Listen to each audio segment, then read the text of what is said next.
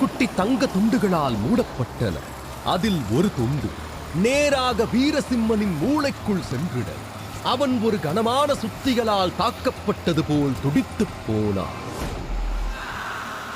அவனது உடல் கடுமையாக நடுங்கத் தொடங்கியது.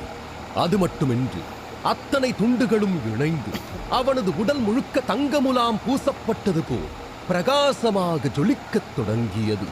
அதே நேரம் மூளைக்குள் சென்ற தங்கத் துகளும் ஒளிர்ந்திட அவனது உடலின் மேல் ஒட்டிக்கொண்டிருந்த தங்கத் துகள்கள் அனைத்தும் 100 எரிமலைகளின் பலம், ஆன்ம சக்தி, பல நட்சத்திர கூட்டங்களின் பிரகாசம் என்ற கட்டளைகளை பிறப்பித்தது.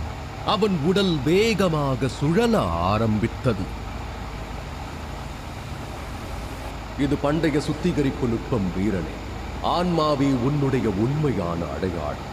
ஆகையால் உனது உடலை தூய்மைப்படுத்தி அதை ஒரு ஆயுதமாக பயன்படுத்து என்றது அந்த குரல். அசரீரி போல திடீரென மனதில் எதிரொலித்த வார்த்தைகளை உணர்ந்த வீரசிம்மன், இது என்ன வகையான சுத்திகரிப்பு நுட்பம்? இந்த சுத்திகரிப்பு நுட்பங்கள் ஒருத்தருடைய உடலை வலுப்படுத்த பயன்படுத்தப்படுமா என்ன என்று வீரசிம்மன் தனக்குத்தானே யோசித்துக் கொண்டிருந்தான். ஆனால் அப்போது அவன் உடல் அதிக காய்ச்சல் இருப்பது போல் வெப்பமடைய தொடங்கியது. தனக்குள் சூடான நீரோட்டத்தை உணர்ந்தவன், எனக்கு என்னாச்சு? ஏன் என் உடல் இவ்வளவு சூடாகுது? இப்படியே போனா நானும் எரிஞ்சு சாம்பலாகிடுவோம் போல இருக்கே என்று கத்தினான். அவனது அலறல் சத்தம் தூரத்தில் இருந்த சக கைதிகளின் காதுகளை எட்டியது. அவர்கள் என்று ஒரு கைதி கேட்டார். ஆமா, ஏன் அவர் இப்படி அலறாரு?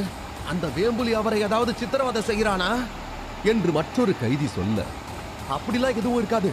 அரசருக்கு பிடிக்காத வீரசிம்மனை எப்படியாவது கொல்லணும்னு முயற்சி செய்யறாங்க. அநேகமா அவருக்கு விஷம் கொடுத்திருப்பாங்கன்னு நினைக்கிறேன்.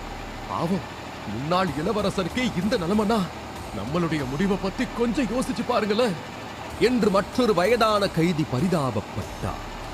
மறுபுறம் இதற்கு மேல் இப்படியே இருந்தால் எரிந்து விடுவோமோ என்ற பயத்திலேயே எதை துடித்த வீரசிம்மனா அந்த நேரம் அலறுவதைத் தவிர வேறு எதையும் செய்ய முடியவில்லை.